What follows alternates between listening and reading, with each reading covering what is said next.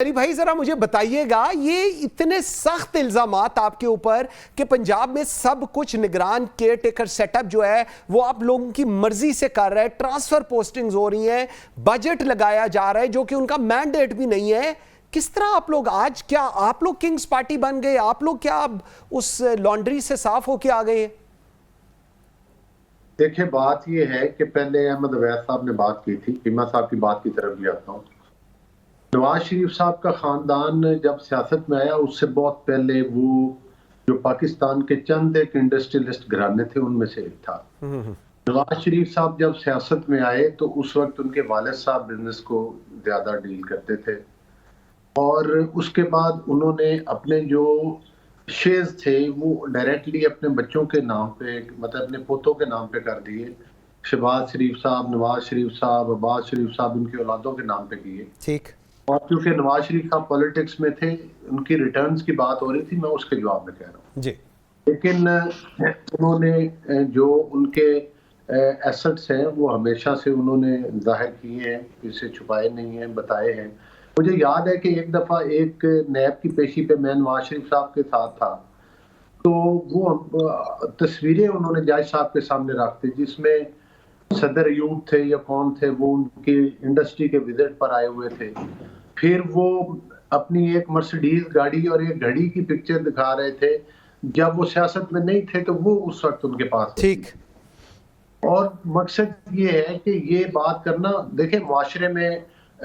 امیر لوگ بھی ہوتے ہیں، خلفائے راشدین کا دور دیکھ لیں، ہم تو گنہگار انسان ہیں۔ ان میں حضرت عثمان کے بارے میں ہے کہ وہ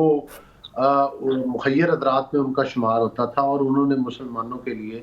بہت ساری اس وقت جو ہے وہ فائنینشیل خدمات بھی دی۔ ٹھیک، تو وہ بات لمبی ہو جائے گی، بہرحال صرف اس وجہ سے کہ کسی کے پاس پیسہ ہے تو کیوں ہے یہ بات نہیں کی جاتی۔ اوکے، ٹھیک ہے احمد اویس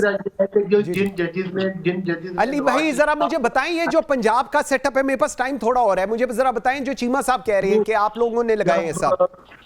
جب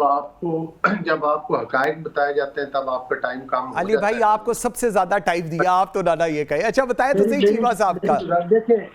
دیکھیں پہلی بات تو یہ ہے کہ میں گارنٹی کے ساتھ کہہ سکتا ہوں جب سے پنجاب گورنمنٹ آئی ہے، چونکہ یہ نگران حکومت تھی، یہ 1 روپے کا بھی ٹینڈر انہوں نے نہیں لگایا، ایگزیکیوٹ نہیں کیا کام کے لیے، کنسٹرکشن کے کام کے لیے۔ اوکے، وفاق میں حکومت ضرور تھی، ہماری حکومت کے ہوتے ہوئے اس کو ٹائم تھا جس میں پیپلز پارٹی کی بھی سکیم تھی، وہ ہماری علاقائی گورنمنٹ تھی، اور ان کی اپنی گورنمنٹ تھی سندھ کے اندر، وہ بھی ٹینڈر لگاتی رہی، ڈیولپمنٹ سکیمز ان کی بھی آن گوئنگ ہے، ہماری مرکز والی بھی آن گوئنگ ہے، بلکہ اب ایک نوٹیفکیشن آیا جس کی وجہ سے کچھ سکیم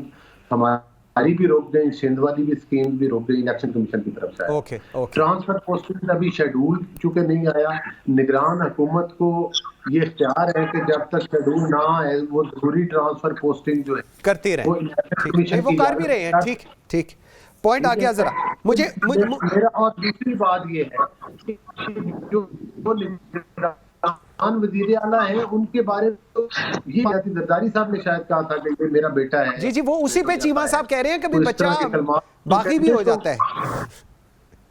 ٹھیک ہے، بہرحال پھر یہ تو ان کا مسئلہ، سارا مسئلہ ان کا علی بھائی، سارا مسئلہ ان کا ہے۔